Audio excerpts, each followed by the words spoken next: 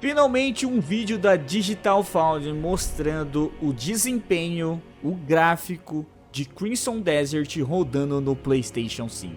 Então vem comigo conferir esse vídeo que promete ser um dos vídeos mais esperados sobre Crimson Desert desse canal e do YouTube. E eles vão falar bastante do que tá achando do jogo, então por isso temos a I drifted my legenda. horse around the fields before stumbling into a giant circus performance, after which I made my way to the hills of the great bug wars between giant metallic insects and gun-toting soldiers before visiting the fortress of the giant robots. After which I took a stroll along the beach before stumbling into a large city where I became a wanted criminal, only to escape by jumping off the castle's wall, to then find myself lost in a rainforest during a storm at night, before eventually emerging out into the Crimson Desert itself and climbing to its highest point to see the world that I had just traversed. Oh, and there's dragons you can fly around on, and giant bosses like Shadow of the Colossus, and you can swing like Spider-Man, and the combat makes you feel like a medieval John Wick. Cara, igual Like, seriously, I'm not one to normally get excited about open world games, as followers of DF might know, but Crimson Desert is crazy and ambitious in a way that I quickly became enamored with. I just wanted to see what was over the next hill. It really brought back that thrill of exploration. But all this ambition does not come for free, and nearly all of the promotional footage leading up to launch has focused on the PC version, which looks obscenely good, leaving people to wonder, did they hide the console version? Is it actually any good? Well, DF friends, wonder no more. Everything you've been seeing here today thus far has been captured from the console version of the game, and today we'll be exploring that experience. For this initial video, however, there is a word of caution. We've only had access to the PlayStation 5 Pro version thus far, but fear not, the other consoles are incoming soon, and we'll tackle them in due time. For now, though, let's dive in. Cara, tudo que eu tô vendo aqui é muito bonito, hein, mano? Crimson Desert is a rare and exciting moment for us at Digital Foundry. In a landscape where Unreal Engine has become the default, and where its strengths and weaknesses are now largely predictable, Pearl Abyss has arrived with something genuinely new to explore. Their Black Space engine delivers results that are nothing short of remarkable. Yeah, there's some jank to contend with, of course, and we'll get to that, but the overall impression it leaves is striking. From performance to crowd behavior, animation, freedom, foliage, lighting, everything, it is a stunning game.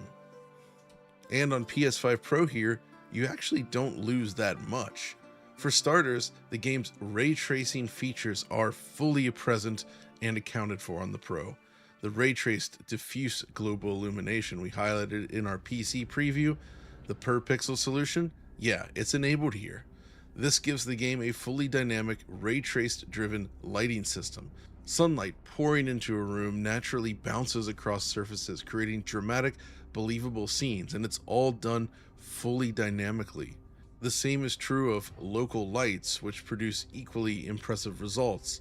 You have a lantern in your inventory, for instance, which you can pull out at any time, and the light from your lantern produces ultra dramatic scenes, especially at night where light is scarce.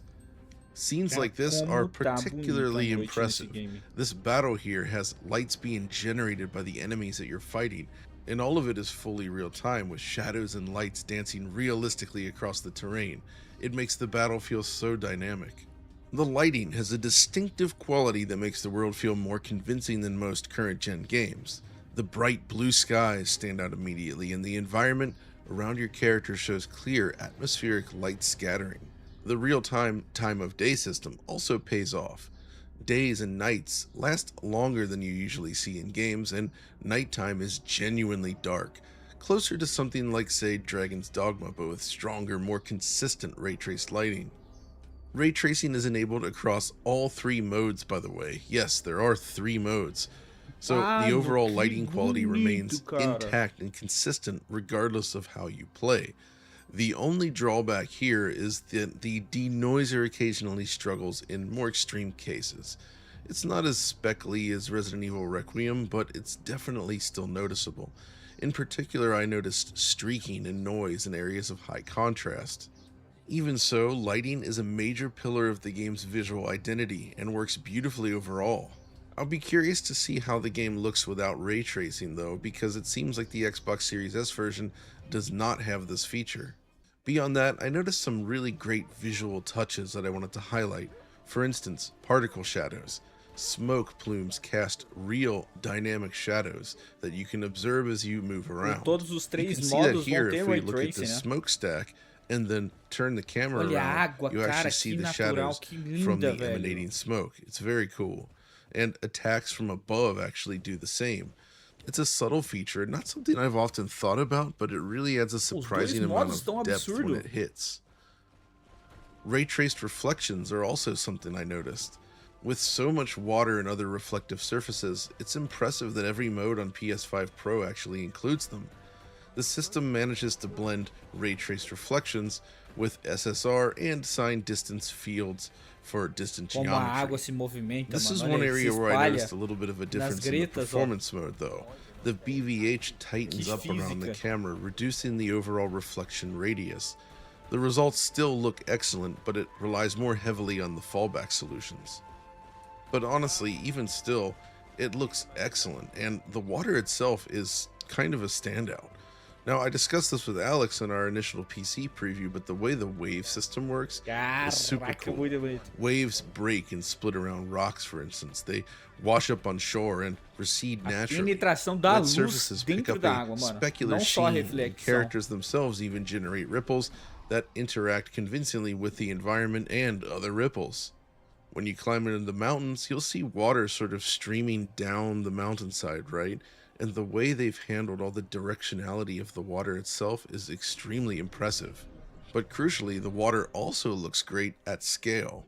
When standing on a mountain looking out across the ocean, for instance, it's still convincing and beautiful. I also love how they simulate the penetration of light through the surface of the water, like standing in deep water here with your lantern. Meu Deus, But the quantidade water in general absurda is de just folhagem, gente. beautiful Olha isso, a throughout this game and a floresta. real visual Meu highlight. The way they're able amigo to do scale céu. from nearby ripples to a full ocean is very impressive. Realmente é And um this mapa. idea of scale is kind of what surprised me the most. The developers have managed to deliver this combination of ridiculous near-field detail at a huge scale that you can appreciate at a distance. Just stop and look around, right? Every scene is packed with this fine-grained detail. There's an absurd amount of Uma das foliage coisas variety, mais for instance, impressionantes and realmente, all ó, that foliage todas as is affected árvores by lá weather no conditions fundo blowing estão realistically in the wind. devidamente When a iluminadas. storm starts to wind up, the trees whip around violently around you. But beyond that, they also react directly to the player and NPC movement as well. Yet it's perhaps the distant rendering of the trees that impressed me the most. You see, this is an area where games typically struggle, yet here trees far off in the distance are actually properly lit and shadowed, while still giving the perception of detail. Shadowing distant trees has such a positive impact on the overall visual design, and it's something that most other games either skip completely or do in a very blobby, simple fashion. And this sort of insane detail can also be said of the surfaces and textures throughout the game. These guys went Olha os wild with detalhes, mano, de displacement cada mapping. pedra. It's not a new O jeito que a technique, iluminação obviously, bate. but it's everywhere. What do I mean? Well, essentially, just look at the ground here. This allows the developers to simulate depth within a texture, lending that surface increased perceived detail without leveraging more Os erros geometry. ali na parede, As a result, every mano. stone, every brick, and just about any other surface in the game is just exploding with visual detail like this. There are virtually no flat surfaces in Crimson Desert. I've never seen this technique executed at scale quite like this, and I do think it adds a lot to the presentation. But there is one downside. Ele fala It que can produce incomodou some no visual início, bugs at depois não times. incomodou Something I mais. noticed especially in that first town. Stuff like this, for instance, right? The larger issue can be seen when you look at areas where the texture sort of protrudes from the geometry, like this, on edges. There's sometimes flicker and pixelation along these surfaces. You'll notice it on rock walls, trees, and various other edges, just like that. It's worth mentioning, though, that this bothered me more when I first started the game, but after you start to make progress, you just kind of forget about it. The overall majesty of the visuals kind of takes over. Either way, it's cool to see such a great technique return here. There's more to discuss in the visual side, but honestly for now I feel like it might be a good time to talk about the specifics around the PS5 Pro version of the game. After all, a lot of people are wondering just how it runs, and while you might have a good idea by now, there is more to discuss. So as the spec sheet released by Pearl notes, there are 3 modes on most consoles, including PS5 Pro: Optimal, which is the performance mode, Balanced, and Quality. This translates to internal resolutions of 1080p, 1440p, and 4K respectively, and our counts confirm this to be the case. Where it differs from the user experience you might have, however, is that the current build we had access to is running with the original PSSR, as opposed to what we affectionately call PSSR2. Thus, image quality wasn't great. Apparently PSSR2 is planned for launch, but in its current state, I can't really judge image quality yet, aside to say that the usual PSSR artifacts are indeed visible, with smearing around foliage and some ray tracing noise being the most obvious. It'll be very interesting to see how this changes with the upgraded PSSR. But the real reason to use the various performance modes actually stems from performance, and Crimson Desert offers some impressive flexibility here. Essentially, by default, each mode corresponds to a different frame rate target: 60 FPS for performance, 40 for balanced, and 30 for quality. The balanced mode, of course, requires a 120 Hz output to function correctly. The performance mode, though, puts up a good fight. I poured a solid 20 hours or so into the game, and most of that was spent in performance mode. By and large, that 60 FPS target is maintained. I was surprised by how good it is overall, but it was also enlightening playing this way without any sort of VRR, as it did help me identify specific areas where it can and does drop. Most of the time, that involves larger crowds. Anything involving tons of NPCs or enemies can drop the frame rate. That's not to say there aren't occasional dips in quieter spots like this, but overall, most of the drops will happen when it's busy, the most significant of which occurred during the Battle for Bug Hill, as I like to call it. Here, war is waging and casualties include the frame rate, which drops significantly, making it far and away the worst spot I found in the game so far.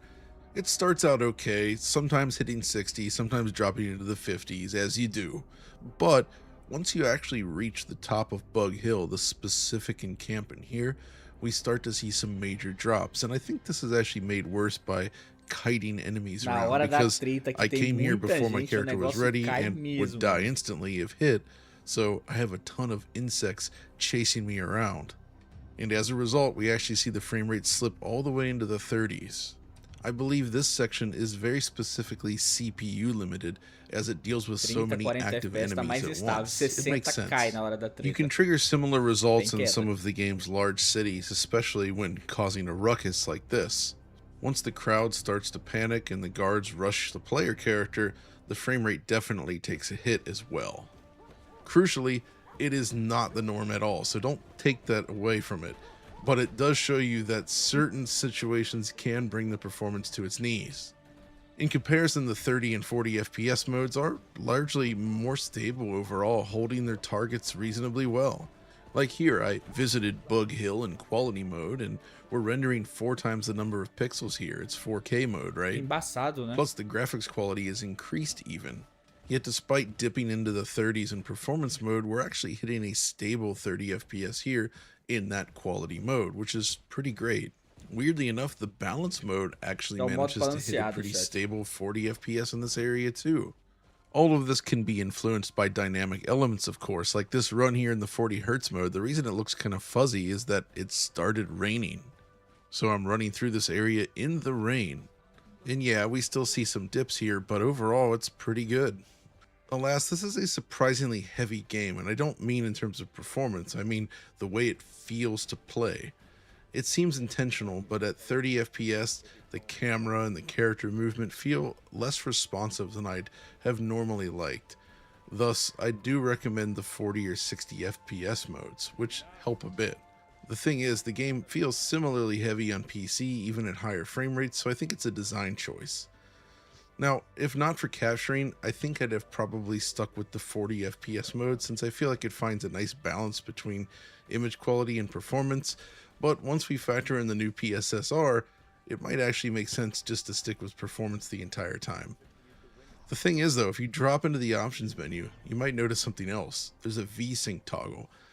Let me start by saying that if you're not using a VRR display, do not turn on this option.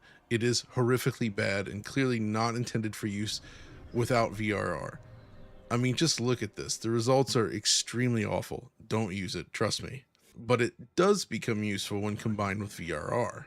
But mainly just in performance mode. You see, despite the 120 Hz container, the VRR in this game does not seem to support low frame rate compensation like some other major first-party titles. So when it dips out of the VRR range, screen tearing reappears.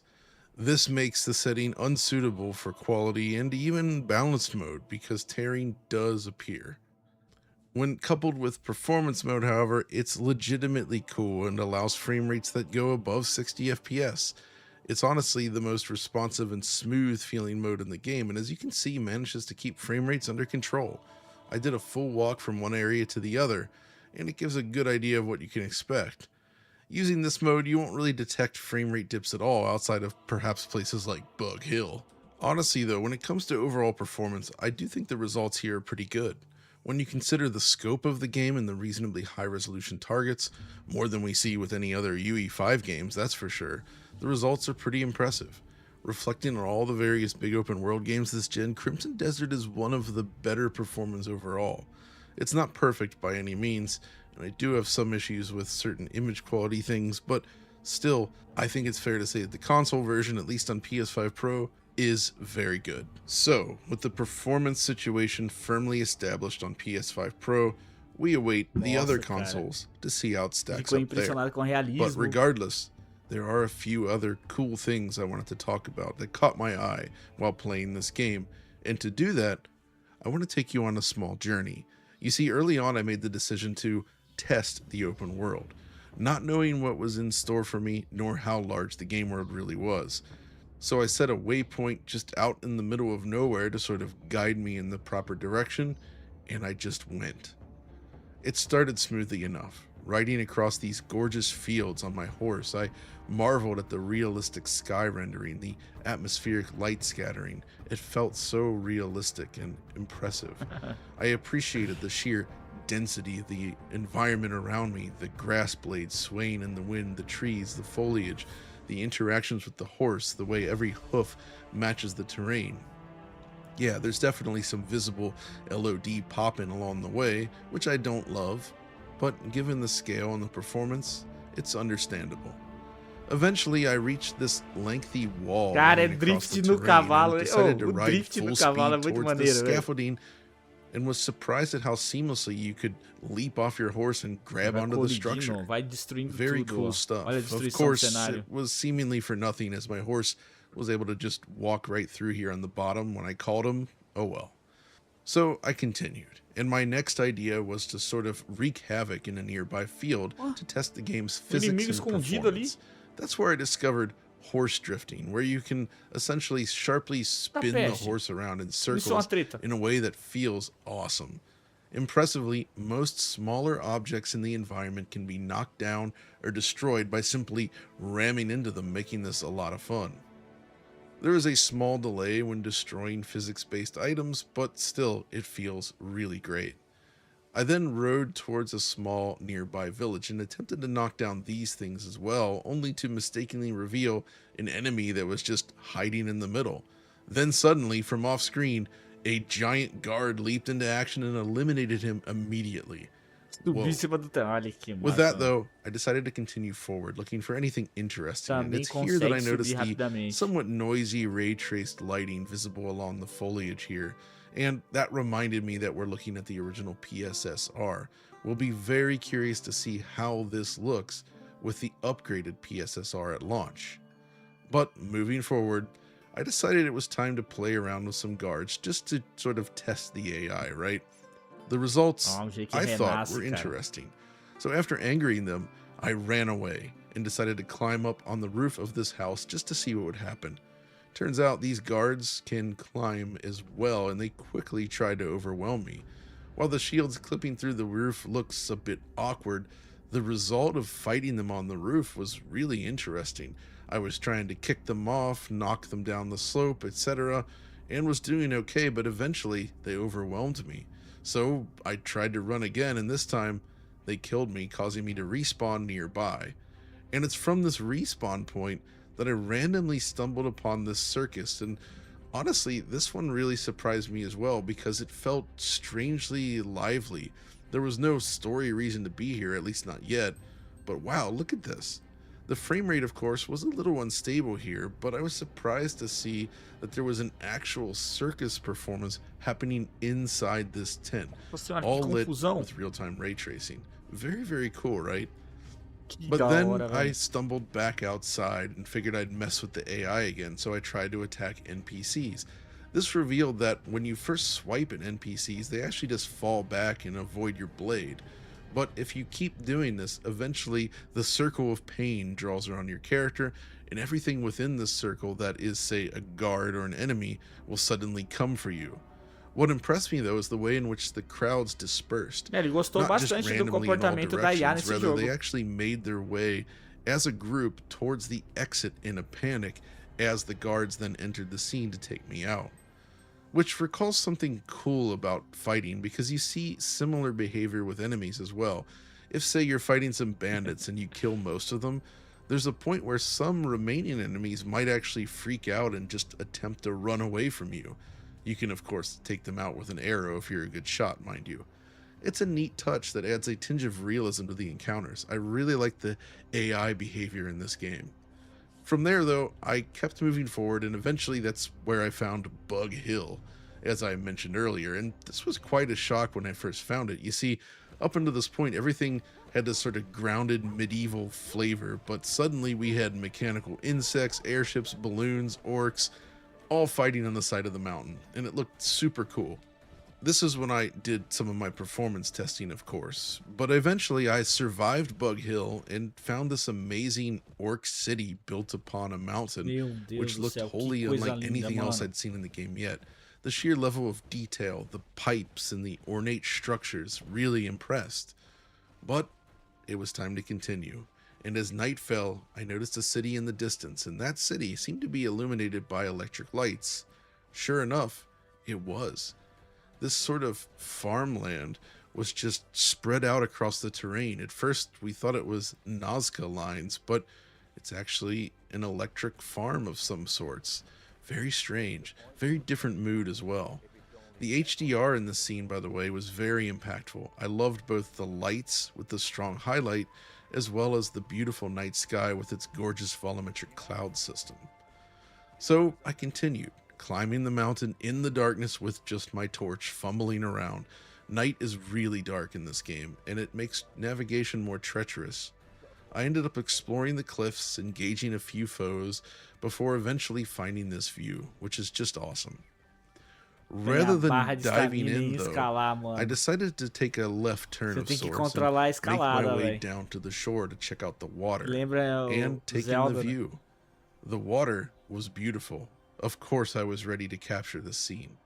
It really feels like you're standing at the edge of the world, but of course you're not. So I kept moving, this time walking down the beach, eventually reaching this sort of rocky terrain. That was where I decided to test the climbing system again, and yeah, it works similarly to Breath of the Wild. You have a stamina meter and can climb most surfaces.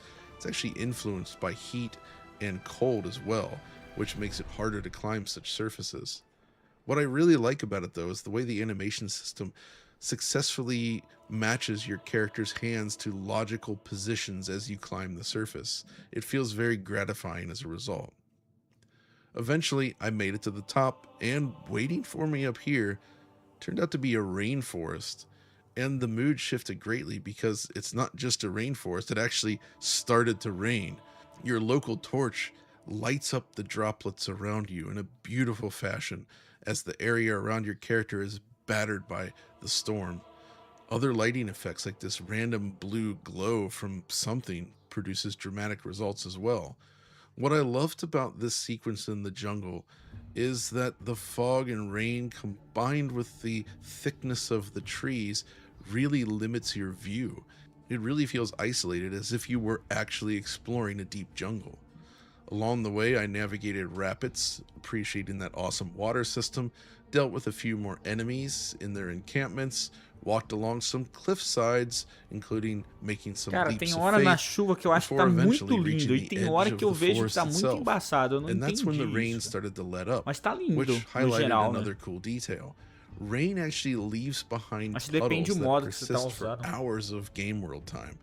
It's not just a binary thing where it's rainy or not. It actually comes and goes realistically, leaving its mark, something that really adds to the realism. By this point, though, I managed to climb up the side of this steep cliff and found myself staring out across the Crimson Desert itself. From the opening village to the top of this mountain here, it took me roughly 4 Eita hours of poega, traversal and mano. exploration. É uma das So, yeah, I experiências think de you mundo get it by aberto now. mais The amount of incrível variety and que ele já display here viveu. is outstanding, and what I've shown you is just a small taste, a tiny path through the game world, a simple walk from one part of the map to another that became a memorable adventure. And this is before exploring the character's abilities or allowing the story to get started. I haven't felt this need to explore since games like Red Dead Redemption 2 or perhaps Breath of the Wild. This is without a doubt one of the most impressive open world experiences I've ever had. I genuinely found myself asking the question, how the heck did they do this over and over again? It really is that cool. And all of it worked great on PlayStation 5 Pro, even in this pre-release state. Of course, it's not perfect. As noted, performance can dip at times. There are some visual bugs with the displacement mapping in RT, and in some cases actual bugs, like here in the desert where I found myself swimming above the water at one point. Plus the loading sequence when loading a save is weirdly lengthy, with this animation and music that sort of plays out before you dropped into the world, which thankfully respawning on death is very quick, and there's no other loading times during actual gameplay, so it's not a huge deal. Even with all that though, Galera do céu. PS5 Pro, they actually did it. Which brings us to the end. Gostaram de tudo isso que a gente viu? Cara, claramente o jogo tem alguns problemas de visuais, e você viu ali no final, ele mostra até um bug, mas no geral, cara, o jogo tá rodando bem legal no PlayStation 5 Pro. O que vocês acharam? Mano, pra mim, cara, a parte visual da água eu acho que tá um absurdo, cara. Nossa senhora. Então, se você tá com o PlayStation 5 Pro e quer jogar o Crimson Desert, cara, pode ir, porque olha isso que a gente acabou de ver. E outra, cara, um detalhe que eu gostei demais é ele explicando de que ele se impressionou com esse jogo e transformou, baseado em Red Dead Redemption 2, Zelda Breath of the Wild, Tears of the Kingdom. Ele disse que esse jogo, Crimson Desert, tem um dos jogos, um dos mundos abertos mais impressionantes que ele já jogou. Isso é animador, não é? Então deixe seu like, siga o nosso canal, comente o que você achou disso daqui. Até o próximo vídeo e valeu!